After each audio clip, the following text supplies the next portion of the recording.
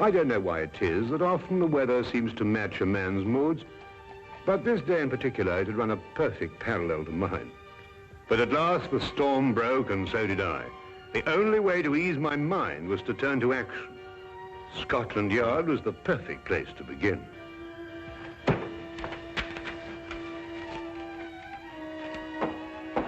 Inspector Lestrade, Wilkins, I must see him right away. I'm very sorry, Doctor. Inspector Lestrade's very busy. Will you tell him I'm here? I must see him. I'm very sorry, Doctor, but when Inspector Lestrade's in conflict... Oh! You know, Dr. Watson. Ah, Dr. Watson, I'm very pleased to see you. Just having a cup of tea. Lestrade, something's happened to Holmes. He's disappeared. He's vanished. I haven't seen him for 2 days. Well, calm yourself, Dr. Watson. Calm yourself. Tell you he's disappeared. He may have been kidnapped, for all I know. Oh, kidnapped, eh? Or worse. Now, look here, Dr. Watson. Just because you haven't seen him for a couple of days doesn't necessarily mean to say that he's been No, kidnapped. quite. Well, if you want any proof, you can have it. There's no time. Come along with me. It is positively infuriating to know that something is wrong and to find a man whom you can't convince. I don't mind saying that there are times when I find myself hard put to keep my patience with Inspector Lestrade. What more evidence do you need? What man going under his own volition would leave his razor behind? Oh, he probably has another one. No, he hasn't. Come on, I'll show you something else. Look, his violin out of its case. Well, what's that got to do with it? But he'd never leave his violin like that if he thought he'd be gone long. Treats it like a baby. And these concert tickets, we meant to have gone last night. Look here, Lestrade, I've been a friend of Holmes's too long not to realize the brutal truth behind all this. Well, the evidence certainly does seem to point us... Now, look, we've got to track him down as he tracked down somebody else. You mean use his own methods of deduction? Exactly. Now, the odds are that he's disappeared on some case. So the best thing we can do is to go through his correspondence and see who might have employed him. Oh, look at this. Bills, advertisements, bills. It'd have to be at the end of everything, wouldn't it? Now, what have we here? Chap wants Holmes to investigate his neighbor. He says a lot of people go into the house and nobody ever comes out. What do you make of that?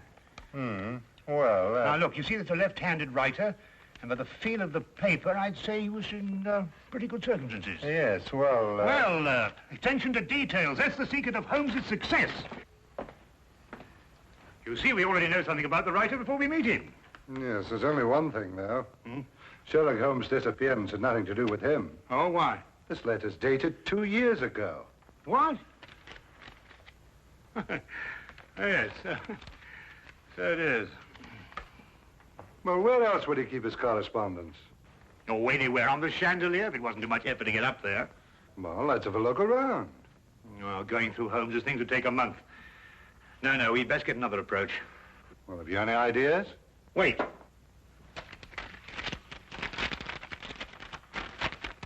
Dear sir, please call upon the undersigned at the earliest convenience on a matter of extreme urgency. Signed, John Smithson, Ye Quaint Old Curiosity Shop, 7 Bachelor Lane.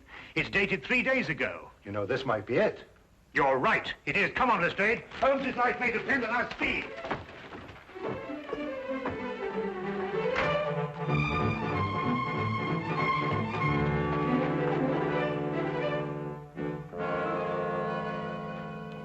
Sinister-looking place. Well, it looks just like any other old curiosity shop to me. You think so? Then why was this Smithson so keen to get Holmes here, eh? Yes, interesting. What, do you mean all this stuff in the window? I mean the stuff that isn't in the window. Look, I don't understand you, Dr. Watson. What do you mean? Well, it's perfectly obvious, isn't it? No. Oh, isn't it? Well, we won't get anywhere standing here. Come on. Wait a minute, Dr. Watson. I still don't know what you mean by all this stuff that isn't in the window. Come along, Lestrade.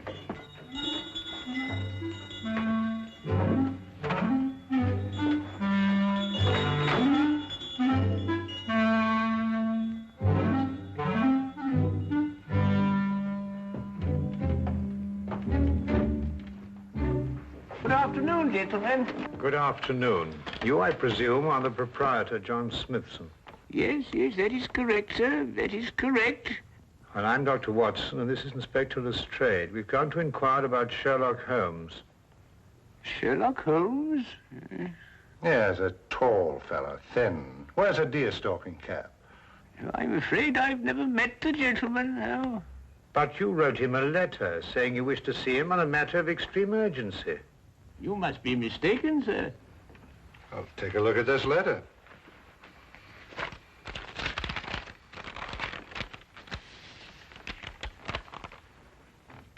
Is that your handwriting? Oh, it isn't anything like my handwriting. Here, I'll show you what my handwriting is like.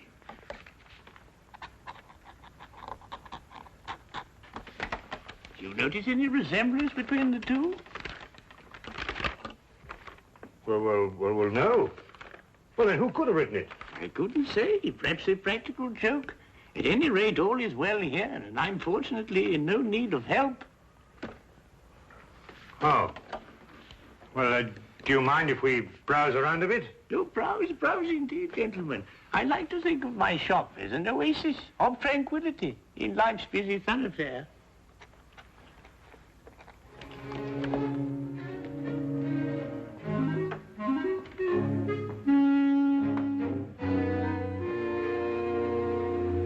What are you doing?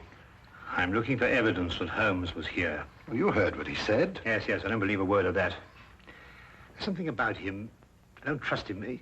It's as if I'd seen him before somewhere. Well, that's not very scientific. No, perhaps not. But I'd like to have a look round anyway.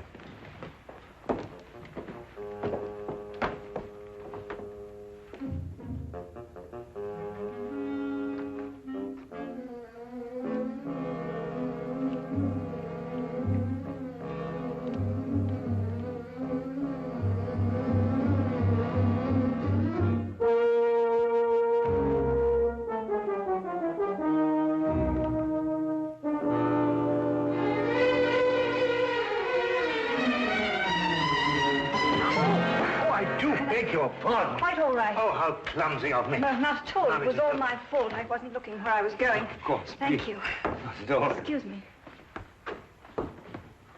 Oh, charming. Charming. Yes, all right, to business.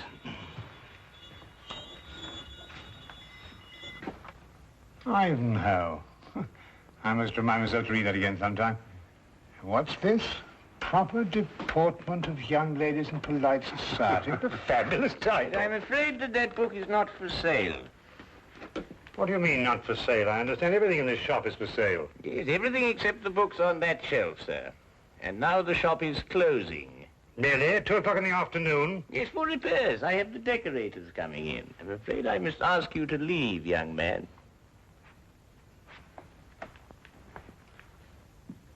Cunning old rascal. Do you see how he tried to get rid of us, Lestrade? Oh, perhaps he has got some repairs to be done. Ah, nonsense. I insist on buying that book. Been looking for it for years. The proper deportment of young ladies in polite society. Precisely. I've been meaning to read that since I was a lad. Oh, very well, young man.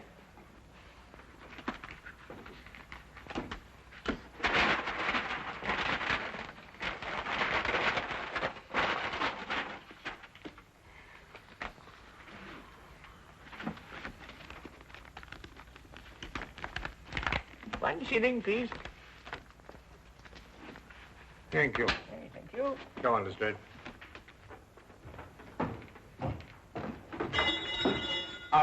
Excuse me, Governor. Not at all.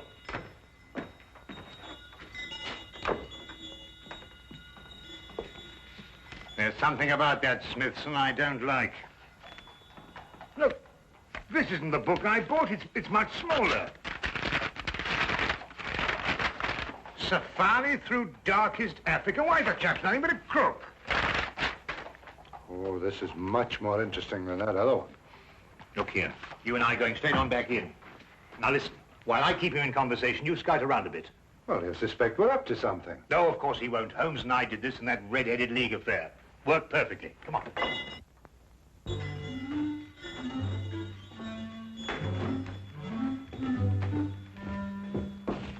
You've sold me the wrong book. My dear sir, Deliberately, if you ask me. Did I assure you, Safari through... This is the book I wanted. No, that's not for sale. It happens to be a first edition, of which there are only 3 copies in existence. Proper deportment of young ladies in polite society. Now, that's the book I bought, and that's the book I... Dr. Watson.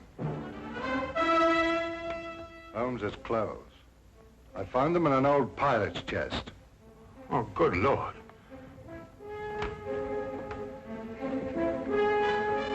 With blood stains.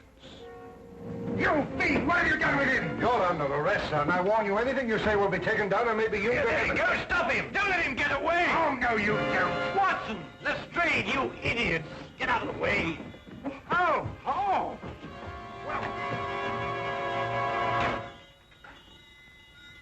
He's gone with the message. Who's gone with what message? An escaped convict with the message that woman left for him in the book. And it won't be easy to find him now that you two gentlemen have completely ruined my beautifully laid little trap. Naturally, I left my razor at home. I hardly needed it here, did I? The blood stains, Holmes. Red ink, Lestrade. I've been helping old Smithson make up his ledgers. And this escaped convict, who is he? John Carson. I expect you've had a report on him. Carson? Why, he got a life sentence for killing a man with a cleaver. That's him. He was using this shop as a message center, planting and picking up messages here from that book that you were so intent on buying. Oh, yeah. Proper deportment for young ladies in polite society. Smithson recognized him when he first came in. It seems that Carson was once employed here, but the old gentleman was afraid to go to the police. Why? Because Carson threatened to kill him if he did, so he sent for me instead.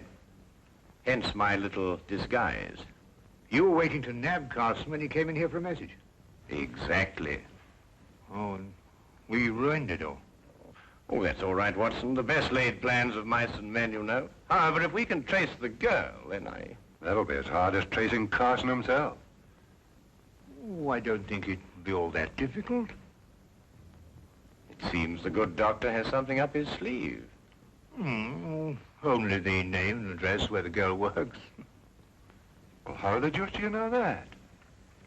Well, when I knocked her handbag out of her hand, I found a piece of paper, and on it was her hours of work and salary due to her. With the letterhead of the shop on the paper? Well done, Watson. Oh, it's nothing really. Pierre's dress shop, 17 Cottington Street. You know, I'd say that girl had the look of a mannequin about her. Don't you agree?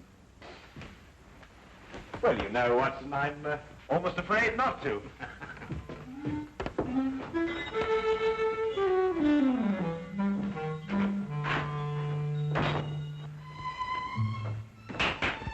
And now, mesdames and messieurs, you will see the supreme creation of Pierre with me, myself. Your niece, monsieur, she will find this ensemble irresistible. You did say your niece, n'est-ce pas? Yeah. Returning for the holidays from school in Switzerland, sir. Yeah. Oh, it's exquisite, no? Such symmetry, such subtle lines.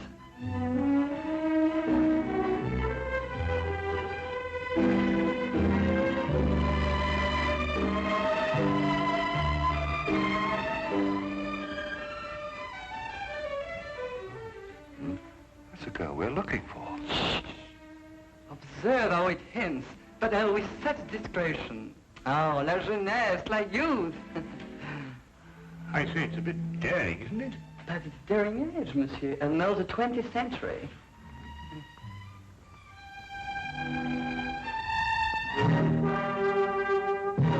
I wonder, sir, if I might have a word with the young lady in private. But... Officially, Monsieur, I'm Inspector Lestrade of Scotland Yard.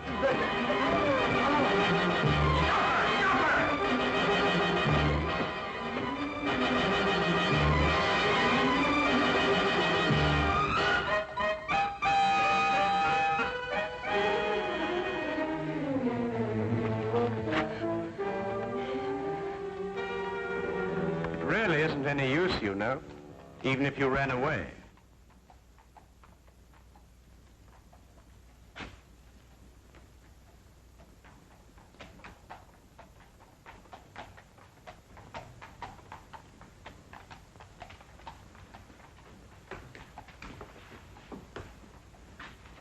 Well, I do not understand. Never before has one of my girl acted so.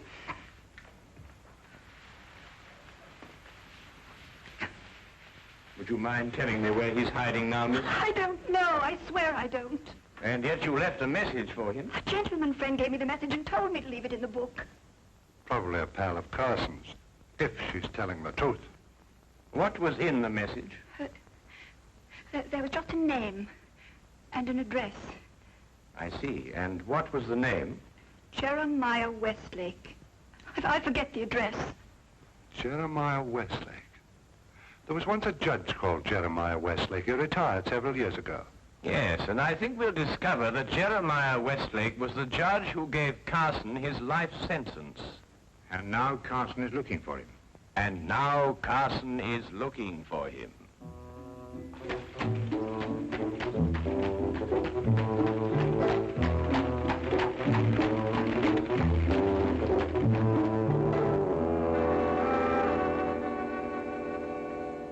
Mr. Holmes, Dr. Watson, and Inspector Lestrade.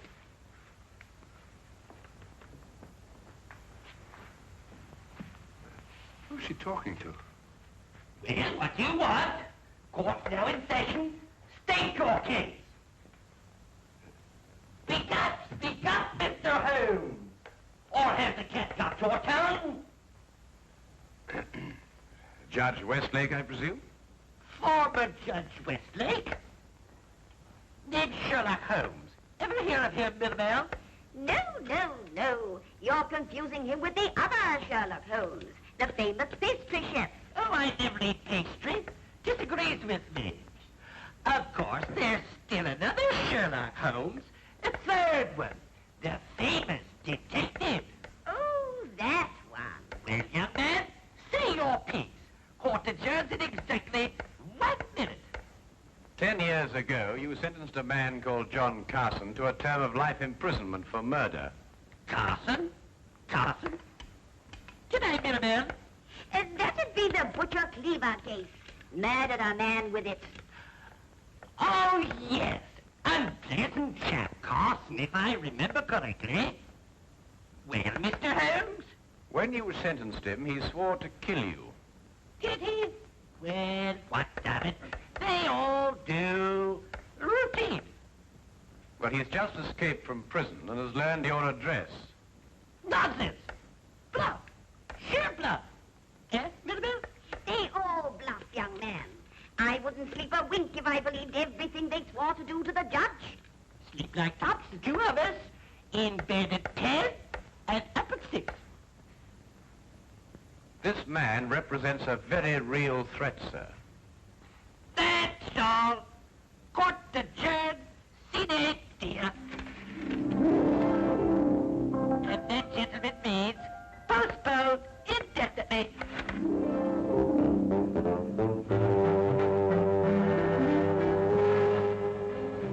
Do forgive us our little whimsy, gentlemen. A hobby, you know. They're our children, really. We have no others, you see. It's a delightful hobby, Mrs. Westlake. About this man Carson, sir. With your permission, I'd like to place a guard in the house. Until we apprehend him, of course. Oh, dear me, no. Trembling heaven knows what all over the place. I wouldn't hear of it, Inspector. We appreciate it, though. Speaking as a medical man, sir, knowing this murderer's mentality, I must advise you to... Sorry, Doctor, but we can't give in to idle threats. Why, we wouldn't have any law if we did. Won't you gentlemen join us for tea? Thank you, Mrs. Westlake, but perhaps another time. No, you mustn't take these things so seriously. Good day, Mrs. Westlake, and thank you. Good day, Mr. Holmes. Do come again sometime. You must see our Punch and Judy. With pleasure. All the same, sir, I'm going to station my men outside the house. Well, all right, but tell them not to step on my petunias.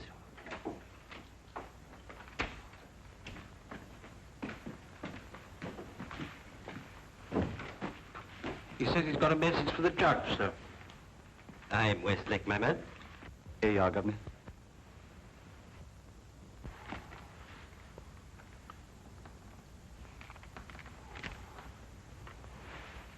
Dear Judge, I'm one of your old court attendants. I'm on me deathbed and I've got to make out me will for me little granddaughter. Will you come and help me and oblige? John Casket, 67 Clifton Road. Ever have a court attendant called John Casket, sir? Well, it's hard to say. I've had so many court attendants. Who gave you this note? Bloke on the street, sir. But he said to tell the judge he was in bed dying. What do you look like? How about this hour, sir? Thin face, seedy looking, if you know what I mean. That's Carson, all right. What's she pay you? A couple of bob, sir. Oh, there you are, sir. Just the sort of thing to send you off on an errand of mercy to your death. Dear me, I never cease to marvel at the duplicity of human nature. Can I get the 2 bob, sir? Oh, yes, yes. Oh, thank you, kindly, come. Well, Holmes, we've got him. 67 Clifton Road. Yes, Wilkins. Yes, sir. Get the men together. We're going to Clifton Road. Not so fast, Lestrade. This might be a ruse. Of course it's a ruse. Of another kind. To get you to abandon the police cordon round the house.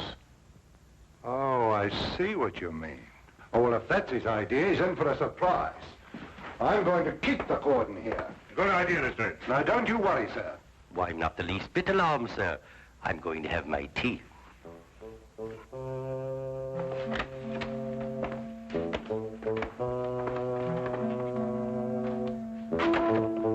Don't budge from here. If you let anyone in this house, I'll have your skin. Yes, sir. Come on.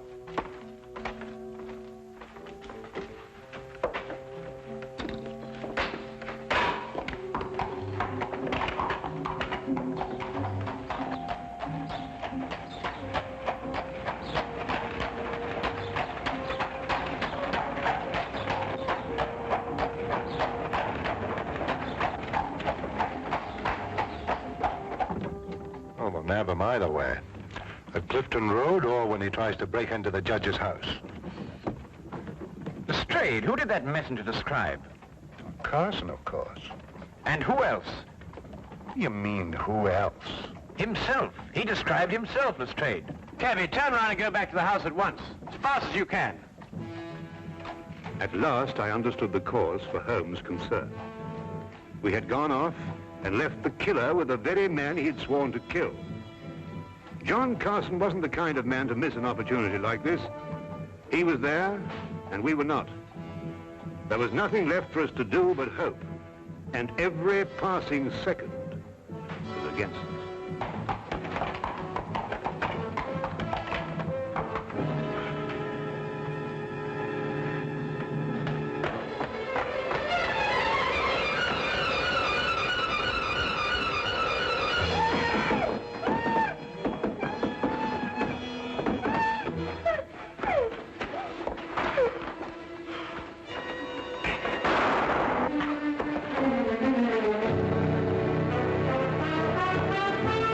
I'm all right, sir.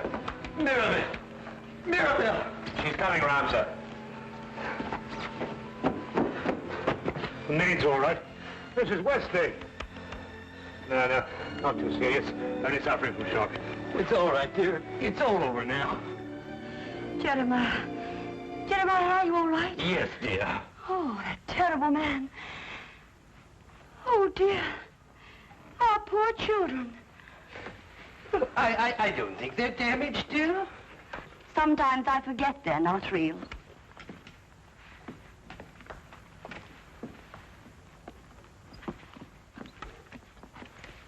Of course we're real. We're as real as any children. You were right about John Carson, Mr. Holmes. You were very right. You ruined my life. Not at all, sir. Not at all. Yes, but I must do something to repay you. I'll teach you to be a puppeteer. A puppeteer? Yes, you'll love it. Greatest relaxation in the world. Teaches you to forget men like John Carson. Now, here. You hold the thing like this. Mm-hmm. And with this string, you move a hand. And with this, you move the feet. If you pitch your voice up a little. Thank you, Mr. Holmes. Pretty good thinking. Not bad, anyway.